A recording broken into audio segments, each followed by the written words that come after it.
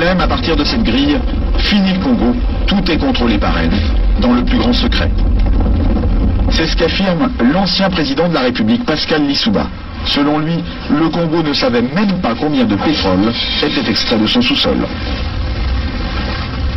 Nous ne savions rien de ce qui se passe et nous n'avons même pas la quantité du pétrole qui sortait de notre pays, nous ne la connaissions pas. Vous voulez dire que les autorités congolaises ne la connaissaient pas. Ne connaissaient pas la quantité de pétrole extraite de leur sol? Par quel moyen?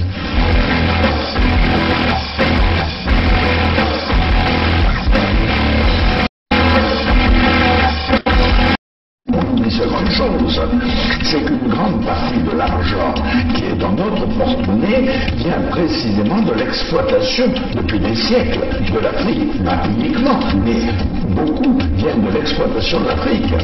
Alors, il faut avoir un petit peu de bon sens, je ne dis pas de générosité, de bon sens, de justice, pour rendre aux Africains, je dirais, ce qu'on leur a pris, d'autant que c'est nécessaire si l'on veut éviter les pires convulsions, difficultés, avec les conséquences politiques que ça comporte dans le prochain avenir.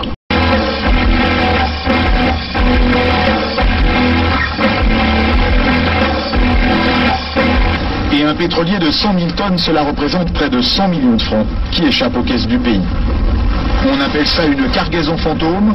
Interrogé sur la question, Loïc Lefeuc-Préjean ne dément pas qu'il y en ait eu.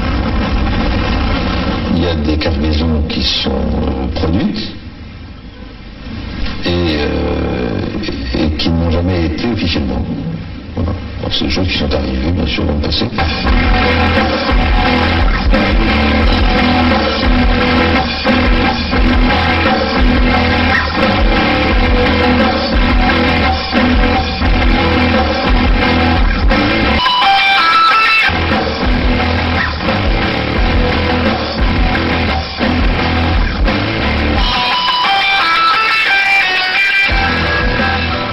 À mon avis, après analyse, je pense que le président Lissouba n'était pas prêt à organiser une élection présidentielle. Je crois qu'il cherchait l'application d'un article de la Constitution qui disait que si pendant la campagne électorale l'un des candidats venait à mourir, le président de la République était autorisé à proroger son mandat et à renvoyer l'élection à plus tard. Je crois qu'il cherchait, à mon avis, cet incident-là pour que l'élection n'ait pas lieu. Parce que moi, je pense qu'il n'était pas sûr de la gagner. L'objectif, c'était Denis Sassou Nguesso. Neutraliser Denis Sassou Nguesso. Oui, neutraliser Denis Sassou Nguesso pour que l'élection n'ait pas lieu. Mes chers compatriotes, je suis en difficulté. Je me bats contre la mort, mais cependant, je vous demande de vous lever pour le changement. Je ne serai pas battu pour rien. Battez-vous. Je ne serai pas battu pour rien. Levez-vous. Comme un seul homme, faites-moi plaisir. Je me bats sur le lit de mort. Vous aussi battez-vous pour votre changement. Allez-y. Il y va de l'avenir de vos enfants. Battez-vous. Merci. On ne pouvait pas s'allier avec Lissouba pour que nos amis de Luanda se croisent les bras. Donc nous avons obtenu un appui matériel de Luanda qui nous a permis d'aller vers la fin de la guerre. Mais je dois dire que cet appui, nous l'avons obtenu début octobre 97, mais la guerre avait commencé le 5 juin 97. Et les armes venaient d'où alors? Comment elles étaient acheminées? Il y a les airs, il y a les mers, il y a les routes. Pour partir de Luanda au Congo, je crois qu'on n'a pas besoin d'un miracle, non? C'est un grand État qui a des avions, qui a des bateaux, comment puis-je vous dire? Par quel chemin seraient passées ces armes pour arriver? Ben, ils sont arrivés. Donc nous avons obtenu un appui matériel de Luanda qui nous a permis d'aller vers la fin de la guerre. Et les armes venaient d'où alors? Comment elles étaient acheminées? Ah, ça, il y a les airs, il y a les mers, il y a les routes. Pour partir de Luanda au Congo, je crois qu'on n'a pas besoin d'un miracle, non? C'est un grand État qui a des avions, qui a des bateaux, comment puis-je vous dire? Par quel chemin seraient passées ces armes pour arriver? Mais ils sont arrivés. Donc nous avons obtenu un appui matériel de Luanda qui nous a permis d'aller vers la fin de la guerre. Et les armes venaient d'où alors? Comment elles étaient acheminées? Ah, ça, il y a les airs, il y a les mers, il y a les routes. Pour partir de Luanda au Congo, je crois qu'on n'a pas besoin d'un miracle, non? C'est un grand État qui a des avions, qui a des bateaux, comment puis-je vous dire? Par quel chemin seraient passées ces armes pour arriver? Mais ils sont arrivés.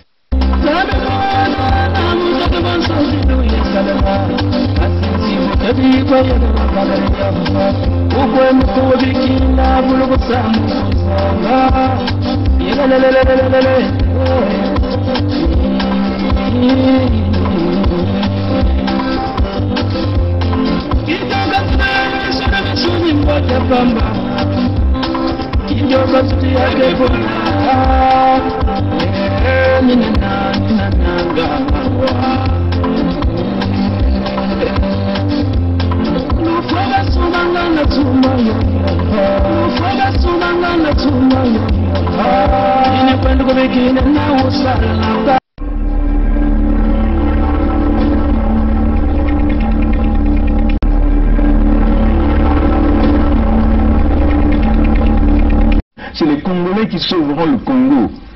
Ce n'est pas la communauté internationale. N'y comptez pas. C'est les Congolais qui sauveront le Congo. Ce n'est pas la communauté internationale. N'y comptez pas.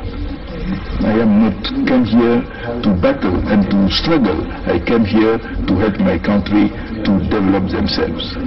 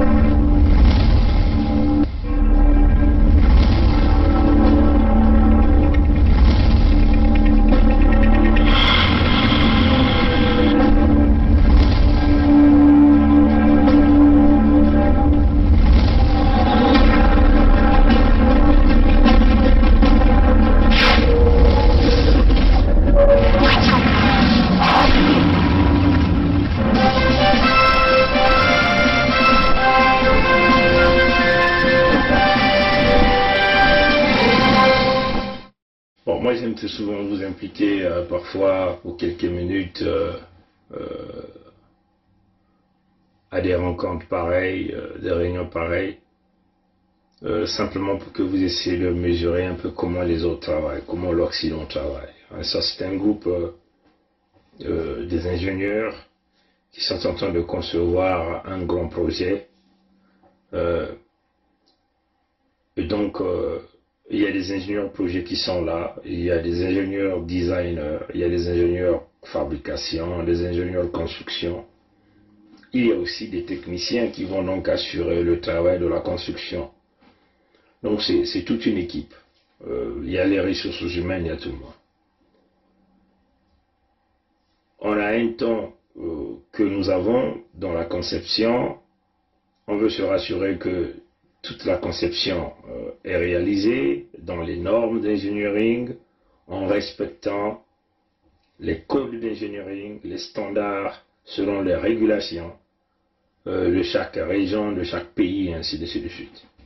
Tout ça, on va lettre par lettre sur toute la conception. Il y a la partie préparation de la construction du projet. Et c'est ce que nous sommes en train de faire. On veut se rassurer que les fabricants, puisqu'avec Covid, le coronavirus, il y a parfois du matériel qui reçoivent un petit peu de retard. On veut se rassurer que si les compagnies qui vont fournir un certain nombre d'équipements seront toujours capables de pouvoir nous fournir ces équipements. Et tout ça, c'est suivi selon un calendrier. Parce que toutefois que le calendrier, c'est de l'argent. Il y a tout un budget là-dedans.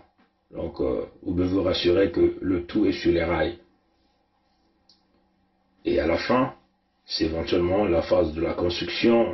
On a déjà une date qui est retenue. Il faut commencer donc à concevoir tout le système.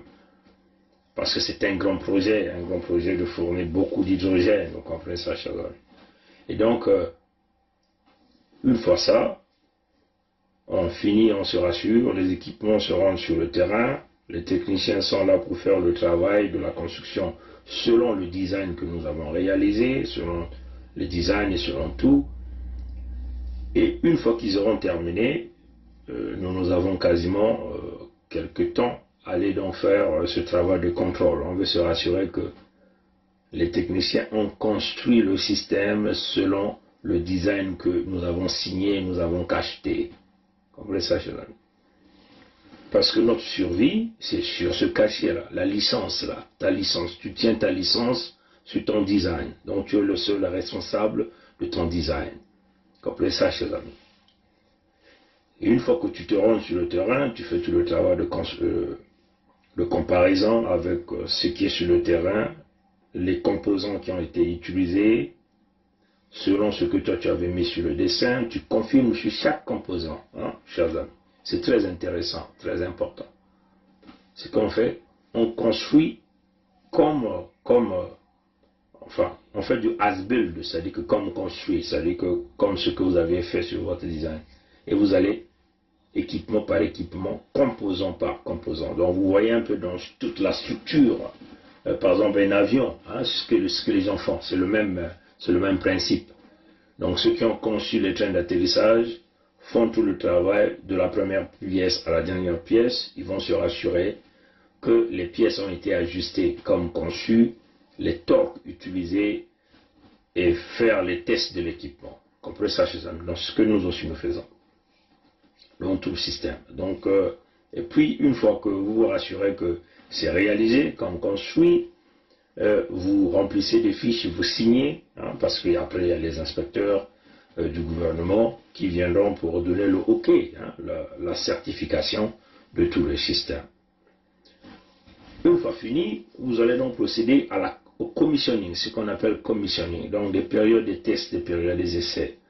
Tu veux te rassurer que le système fonctionne selon le pseudocode. Le pseudocode, c'est le fonctionnement du système, comment le système opère, comment le système réagit par rapport au débit, aux pressions, aux températures. Comprenez ça, chers amis. Au niveau, hein. Voilà, donc vous utilisez éventuellement des équipements instrumentaux, d'instrumentation, par exemple les transmetteurs de pression, les transmetteurs de température, les transmetteurs de volume, le transmetteur des débits, pour lire les débits, ce que nous appelons en français les débitmètres, hein, comprenez ça, chers amis. Donc, ce sont les outils qui sont calibrés à de certaines valeurs, qui prennent donc l'information du médian. Le médian, ça peut être le gaz ou le liquide hydrogène qui coule, parce que nous avons la possibilité de prendre le liquide hydrogène à des températures cryogéniques, on appelle ça cryogénique, donc des températures extrêmement froides, à moins 400 degrés F, moins 425 degrés F, ce qui est à peu près à moins 200 et quelques, 200. Attends, je vais faire une conversion rapide quand je le prends. Moins 425 degrés Fahrenheit, ça va donner à peu près moins 254 degrés Celsius. Moins 200, c'est un liquide. Hein. Donc si vous mettez votre doigt, vous perdez le doigt. Hein. Si ce liquide-là vous touche, vous perdez le doigt. Parce que, comme on dit, ça va froze. Hein. Ça veut dire que ça va rendre inerte votre doigt et ça va devenir brutal, fragile, hein, ça va fragiliser votre doigt, il n'y a rien à faire. Dès que vous mettez le doigt, c'est fini, le doigt se casse seul, ça se casse. Ça devient comme du papier, enfin, comment on peut appeler ça? Comme du porcelain, enfin, du matériel fragile. Dès que tu pousses comme ça, ça devient en poussière. Dès que tu mets le doigt, c'est fini, c'est parti. Donc, vous avez la possibilité de prendre ce liquide à moins 253 degrés Celsius, moins 255 degrés Celsius, cryogénique. Déjà, vous comprenez, à 0 degré, c'est déjà la glace. Maintenant, si vous allez à moins, vous comprenez ça, chers amis. Donc, on a la possibilité de prendre ce liquide-là, de le faire passer à travers des évaporateurs ambiants. Hein, les évaporateurs ambiants. Qu'est-ce qu'un évaporateur ambiant? Un évaporateur ambiant, c'est un instrument qui nous permet de changer l'état du liquide au gaz. Comprenez ça, chers amis? Ça change l'état du liquide au gaz. C'est-à-dire que ça passe à travers une série de tuyauteries, et c'est autour de ces tuyauteries-là, à l'extérieur est connectée aux fines, comme un peu les ailes de poisson, comment on appelle ça? Comprenez ça, les ailes de poisson? Ça, c'est une tuyauterie qui est à l'intérieur, ça c'est la tuyauterie, et ça c'est en haut de la tuyauterie. Et qu'est-ce qui se passe? Ce qui est en haut de la tuyauterie, on appelle ça comme des fines. Qu'est-ce qui se passe? Les fines là, reçoivent de la température ambiante là, ça peut être la température que nous avons là, dehors là, 20 degrés, 15 degrés, et la température qui est dehors là, c'est juste le métal, c'est le métal. Mais ces fines là, c'est conçu avec du matériel comme de l'aluminium qui a la capacité de transférer de la chaleur. Mais ça transfère de la chaleur, c'est la température ambiante simplement. Ça prend donc la température ambiante là, la chaleur de l'extérieur là, par le contact qu'avec le métal qui coule à l'intérieur de la tuyauterie ici, ça c'est la tuyauterie, ça c'est considérons que ça c'est la tuyauterie, les fines est là. Ça prend donc la température là, ça transfère la température à l'intérieur du liquide. Et ça réchauffe le liquide parce que le liquide est à moins quelques degrés, à moins 254 degrés Celsius. Donc, au fur et à mesure que le liquide est en train de couler dans les passes de la tuyauterie, la température ambiante est en train de chauffer ce liquide-là. Donc, le liquide-là va se chauffer à un certain niveau, ce liquide se change de liquide en gaz. Ça, c'est de la thermodynamique purement simple. Et voilà, donc c'est ce qu'on fait. Et tout ça, c'est des calculs qu'on fait pour déterminer le nombre de passes qui va te permettre de prendre le liquide cryogénique à moins 254 degrés Celsius et de le transformer en gaz. Ça, c'est des calculs simples. Je ne sais pas si Marengo-Wabi est bien équipé. Ça, c'est des choses qu'on peut apprendre aux gens de Marengo-Wabi, les calculs des écoulements, qui vous permettent donc de changer le liquide très froid que vous avez en gaz, et vous récupérez donc ce gaz-là. Voilà pourquoi vous voyez la plupart des hôpitaux que vous avez en Occident, ces hôpitaux ne sont pas, par exemple, ces hôpitaux qui fonctionnent à base de l'oxygène médical, la plupart des hôpitaux utilisent de l'oxygène médicalisé. L'oxygène là, ça ne vient pas en bonbonne de bouteilles comme chez nous au Congo, comme ce que Air Liquide vous donne au Congo. C'est dans des grands réservoirs. Il y a même dans d'autres hôpitaux, on les approvisionne directement à travers les industries de fabrication de gaz. Donc c'est des liquides qui coulent directement ou c'est le gaz qui coule directement. Donc c'est des grands réservoirs comme ça, des grands slots, très longs, peut-être 50 mètres de hauteur, des diamètres peut-être de 8 mètres, 8 mètres, 12 mètres. Vous comprenez ça, cela?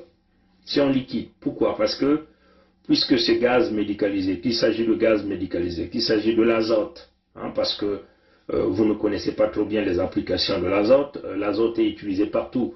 Vous qui vivez en Occident, avec le système de réfrigération, vous mangez quasiment tout que nous mangeons la plupart du temps en Occident est réfrigéré, congelé, on peut le dire comme ça. Pourquoi? Parce qu'il faut assurer le transport des marchandises à des grandes quantités, et ces marchandises-là, on les refroidit, on les garde congelées. Comment ça se fait, c'est la congélation? Ce sont des applications, on met des, comment on appelle, par exemple des crevettes sur un plateau, et les crevettes sont sur des chaînes, des tapis roulants, et ça passe à un niveau où on asperge de liquide CO2, de gaz carbonique en liquide, on asperge, vous comprenez ça, Jérémy? Et en contact avec de l'air, ça se coagule. Ça aussi, il faut connaître les propriétés du gaz carbonique par rapport à le tableau thermodynamique du gaz carbonique. Vous comprenez ça, chers amis?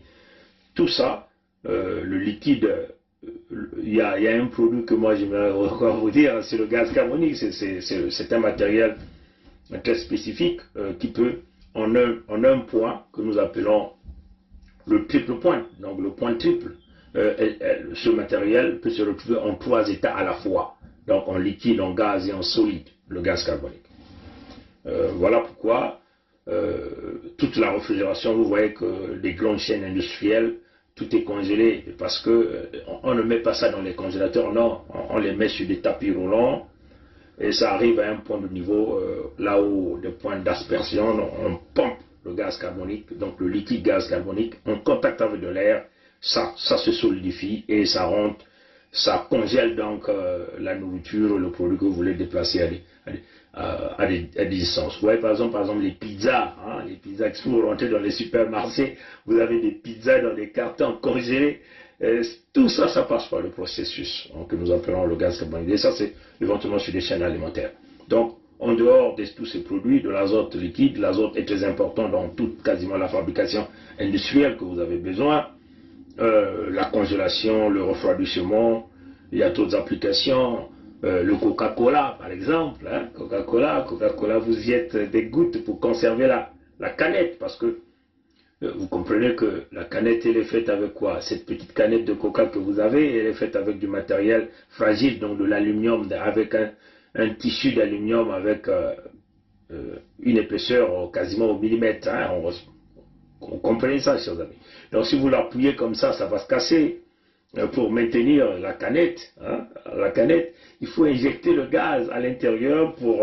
vous comprenez ça, chers amis? Et tout ça, ce sont des applications industrielles que nous faisons des calculs, on donne les quantités qu'ils peuvent utiliser, comme les gouttelettes qu'ils peuvent mettre.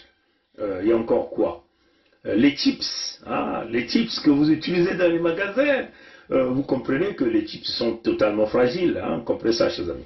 Les chips étant fragiles, si vous mettez simplement les chips, vous fermez, ça va se casser lors du transport, donc vous allez perdre assez de produits. Donc il y a des procédés industriels qui consistent à pouvoir introduire quelques gouttes de l'azote pour maintenir le sachet des chips un peu volumineux pour que ça ne crache pas, comme on dit, ça n'écrase pas le contenu des chips qui est à l'intérieur. Vous comprenez ça, chers amis? Donc tout ça, c'est des procédés, et ça, c'est la nature qui nous les donne gratuitement. Vous comprenez ça, chers amis? Il suffit seulement de mettre des grandes têtes qui vont construire des industries qui vont récupérer, parce que vous savez que dans l'air, il y a 21% d'oxygène. 21% d'oxygène. Il y a 78% d'azote. Et cet azote-là, vous pouvez le prendre, vous allez le passer à travers des procédés chimiques, vous pouvez le liquéfier, et faire tout ce que vous voulez faire dans tout le domaine industriel. L'oxygène que vous avez dans l'air, là, vous pouvez récupérer cet oxygène-là, l'enrichir, parce que quand vous avez de l'oxygène, vous pouvez le séparer en 2 types. C'est-à-dire que vous pouvez avoir l'oxygène médicalisé, ce que nous respirons quand nous sommes malades ou à l'hôpital, et puis vous avez de l'oxygène industriel qu'on utilise dans la sidérurgie, par exemple. Quand on veut couper le métal, on mélange de l'oxygène avec l'acétylène et un peu de trucs comme ça. Tout ça, c'est la nature qui nous les donne. Comprenez ça, chers amis. Et ça, nous avons la tête pour pouvoir le faire au Sud Congo. Et on le fera au Sud Congo. C'est comme ça que vous allez appeler les industries au Sud Congo. C'est-à-dire que vous avez une grande vision, vous baptisez des industries, des plantes, comme on dit, qui vont fabriquer de l'azote. On peut construire un pipeline, un grand pipeline, qui va pomper du liquide, par exemple, de l'oxygène, de liquide oxygène, à partir d'un point donné, dans toutes les régions du Sud Congo. C'est comme ça que les autres évoluent. Et les grandes compagnies cherchent là où ils vont aller s'implanter, là où ils vont chercher à fabriquer leurs produits. Et pour fabriquer leurs produits, ils ont besoin. Quelle est la compagnie qui n'a pas besoin de l'oxygène pour pouvoir fonctionner? Quelle est la compagnie qui n'aura pas besoin de l'hydrogène, par exemple, de l'azote? Comment Coca-Cola peut venir implanter une industrie chez vous si Coca-Cola va toujours faire importer les produits, d'autres produits auxiliaires à sa fabrication ailleurs? Ça ne peut pas. Aujourd'hui, par exemple, vous prenez Brasco, vous avez Brasco là au Congo. Mais beaucoup de produits que ces gens-là utilisent viennent d'ailleurs. Et ça coûte de l'argent pour cette compagnie. Voilà pourquoi ils vous bombardent les prix sur le marché. Parce que l'entreprise va fonctionner pour faire le bénéfice.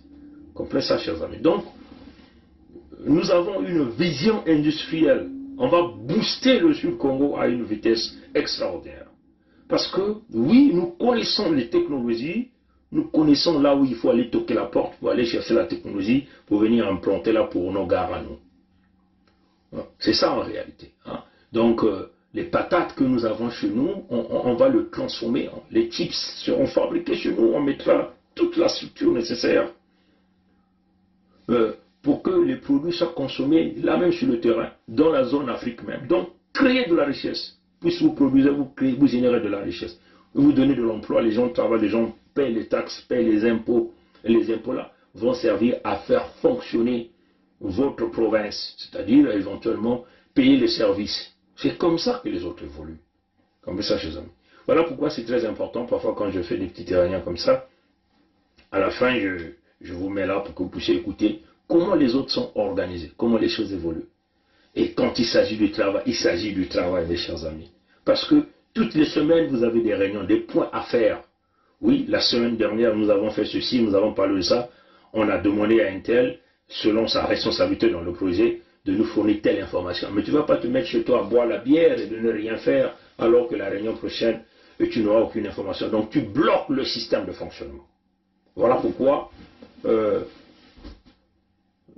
les gens, vous voyez, dans votre Congo avec C, ils viennent au bureau, ils laissent la veste, il est dehors dans les Nganda. On a vu, moi j'ai mis ça sur mon mur, les miliciens et les miliciens Moshi, les Onzimba, donc les mercenaires de la France au Sud Congo, en tenue militaire dans leur base, en train de consommer de l'alcool.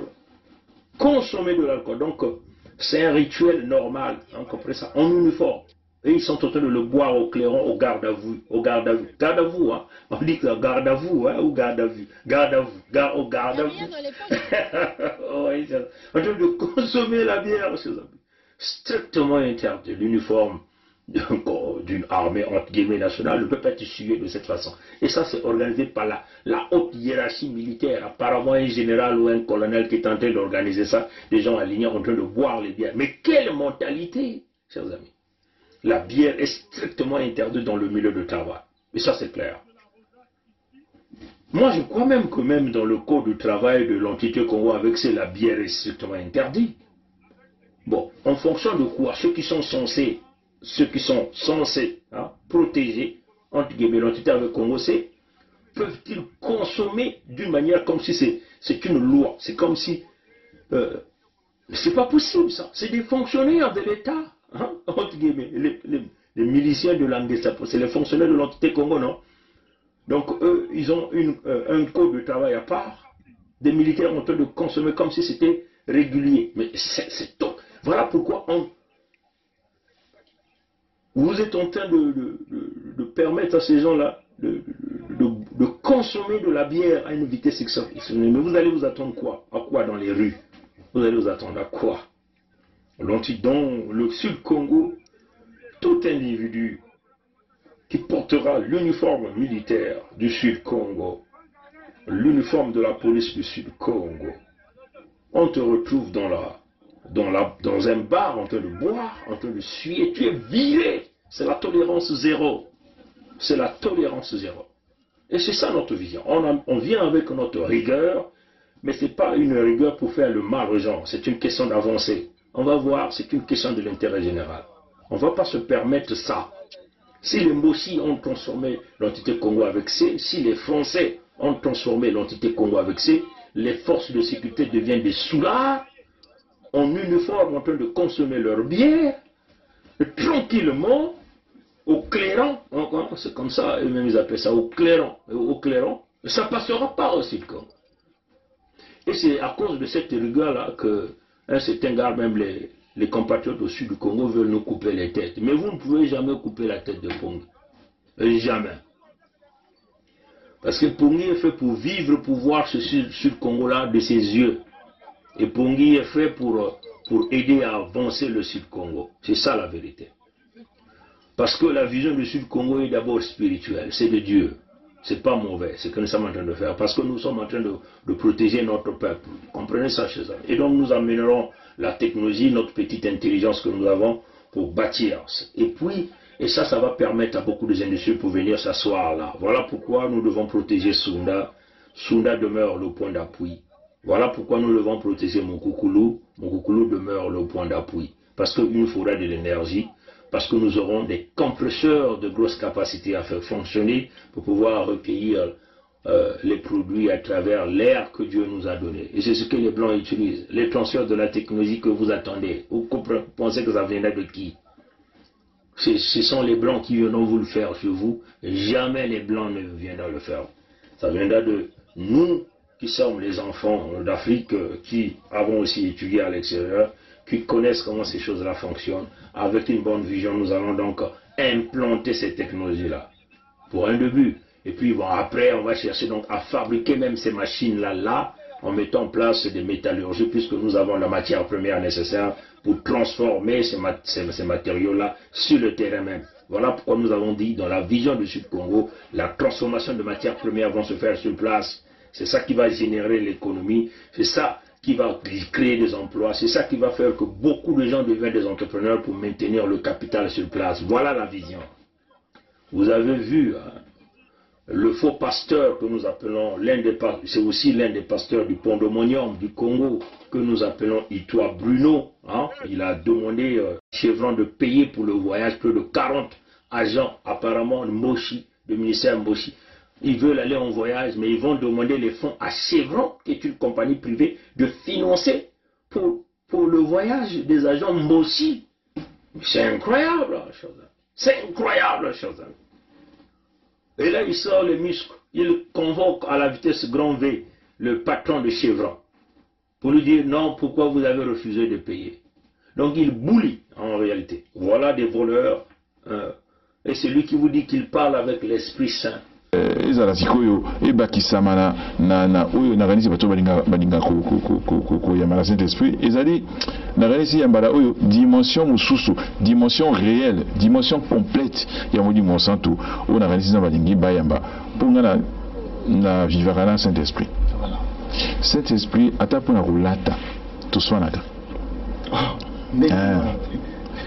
ngana kolingana lata boye na yoki mongongo ya Molimo Santu eza oloba na kati na ngai kozwa wana tanabi likambo na luki elamba ngo na est-ce qu'ils ont la signe satanique liboso est-ce qu'ils ont la symbole moko na luki na zuite Molimo Santu na kolata pe ko moswana bonana tani tezwa oyo mais oyo ngana mona ngona tangi kala mingi te 2 jours tezwa oyo soki na tosite nde eloko moko ekomela ngai na journée na elamba wana oyo ngai na tosaki te na Saint-Esprit. Donc sikoyo na mesana soki alobi na nyongi moke nasala nini na ndimi na tosi na lati omona na elamba kaka na elamba wana likambo moko eosalama eke na nzela elamba nga na ataki wana. Saint-Esprit akozala ngai ata mpona kolia bakoprépare petit déjeuner kitoko penza babundi basali biloko ngai nalingaka na kiti molimo elobi olia te naki na olia te na okende na mosala molimo oloba na ngai ba rendez-vous ezali mais moto oyo oyamba ete na yambi ete na changer na ngai na préparé voyage basali mikanda nyonso ba ordre de mission bokonza signer tout ça balama ko molimo elobi okende te na kena ngai te 24 heures sur 24. Pour s'habiller, il doit s'habiller avec l'Esprit Saint. Pour manger, il doit manger ce que le Saint-Esprit qui lui dit. Mais quel blasphème, Bruno Itoa, l'un des pasteurs du Pandemonium de l'entité Congo avec ses, comme déjà nous avons Castanou Yves, l'un des pasteurs dans le Pandemonium du Congo. Comment ça fait-il que vous allez demander à une entreprise privée qui est là pour faire son profit, son bénéfice, qu'il vous paye, qu'il puisse financer le voyage de plus de 40 agents de vos ministères? Mais ça ne va pas du tout. Regardez jusqu'à quel niveau les Mossi ont rabaissé ce pays. Et donc le Saint-Esprit ne nous l'a pas dit que ce qu'il était en train de faire, c'était pas bien. Hein? À Bruno Itoa, l'un des voleurs dans les Panama Papers a présenté comme l'un des voleurs de l'entité Congo avec ses. Ils sont nombreux. Hein? On ne va jamais oublier Ondongo, ces Mossi gonflés qui veulent vous dire que ils ont l'argent, ils sont intelligents, ils sont vides dans la tête, ils sont spécialisés dans le vol. Ondongo, on l'a démontré là, hein, aux Portugais. Les Portugais savent ce que ce type a fait. Il y a Sassou Nguesso Christelle Denis que vous êtes en train de lever, un serpent à 10 têtes que vous êtes en train de vouloir élever pour qu'il soit votre président, mais il sera le président des nordistes, c'est clair. Il y a aussi Bouya, l'homme au gros ventre. Vous l'avez vu, ils étaient tous debout avec Ndeli, qui les Mboshi appellent leur intellectuel Mboshi. Ndeli. Vous avez déjà vu un Mboshi intelligent? Il n'y a jamais eu un Mboshi intelligent. C'est des magouilleurs, c'est des mafieux. Ils ont été poussés à cause de l'ethnie. Et voilà, ils jouent à l'orgueil. Des grands voleurs, des spécialistes dans le vol, des tueurs. C'est ça la vérité. Comment Itoa Bruno, le pasteur qui parle avec l'Esprit Saint, peut oser demander à Chevron de financer pour les primes, les droits de voyage, les billets, l'hôtellerie, à manger, même les primes, mes chers amis, même les primes pour leur voyage à des prix très exorbitants, incroyables. Mais apparemment, le patron de Chevron a dit non, niet, je ne paye pas, et il le convoque pour pouvoir le menacer. Chevron, c'est une compagnie américaine. On ne menace pas ces gens-là. Comprenez ça? Lissouba a commis une erreur grave, hein, parce que Lissouba a back down avec l'affaire de Oxy. Parce que Lissouba... Mais nous ne sommes pas Lissouba. Nous, on ne fera jamais cette erreur que Lissouba a fait. C'est cela. Donc, mes chers amis, c'est ça la vision. On a plein d'opportunités. On a encore la possibilité de sauvegarder le Sud-Congo avec vous, et nous allons le faire avec vous. Bon, j'ai encore les gagnants qui viennent, et à bon entendeur, salut Matondo Nanguilu, Yambote, Bika Tatanzambi Kuvan Nabeto, Nkwalulendo Nzambi Mpungu, Bankoko Yabeto Kuvana Nabeto, Kaka Nabilumbu Kukwiza, Abuo, Pia. C'est notre pays à nous tous. On ne peut pas prendre seulement les gens, le même parti et les autres. Mais il y a une chose. Que je vais vous parler une chose. Le Congolais n'a jamais voulu la guerre. Le Congolais lui-même, il ne veut pas la guerre. Ceux qui aiment la guerre, je te dis maintenant, c'est le PCT. Le président avait 2 mandats. Pourquoi lui, il veut prendre 3? Le Congolais n'a jamais voulu la guerre. Le Congolais lui-même, il ne veut pas la guerre. Ceux qui aiment la guerre, je te dis maintenant, c'est le PCT. Le président avait 2 mandats. Pourquoi lui, il veut prendre 3? Peut nous aider. Quand on est engagé, la peur s'estompe. Quand on n'est pas engagé, la peur occupe le lieu qui devait être rempli par l'engagement. Je pense aux sportifs engagés, je pense aux militaires engagés, je pense aux femmes engagées dans leur ménage, engagées dans l'éducation de leurs enfants. Elles n'ont pas peur. Elles n'ont pas peur. Les engagés n'ont pas peur. Et si nous, Église aussi, nous étions engagés, nous n'aurions pas peur. Même sans être Saint Ignace qui désirait le martyre, nous serions audacieux pour dire aux politiciens, même aux politiciens de nos ethnies propres, que ceci n'est pas bon. Quitte à ramasser des gifles, quitte à être persécuté, mais on n'aurait pas peur. Je pense que la peur, c'est l'expression d'un vide, d'un manque d'engagement. Et donc, d'un manque d'amour. Parce que celui qui aime ne peut pas ne pas s'engager. Quand on aime Dieu, on s'engage. Quand on aime la nation, on s'engage. Quand on aime les autres, on s'engage. Quand on n'aime pas, pourquoi s'engager? Et je vous dis, aujourd'hui, je vous le dis, nous avons eu le général Dabira, moi et le colonel Bongo, qui était à la sécurité militaire. Nous avons eu à rendre compte au cours d'une réunion de commandement présidée par le président de la République de ce que des assassinats étaient commis et qu'il fallait prendre les mesures pour faire cesser cet état de choses.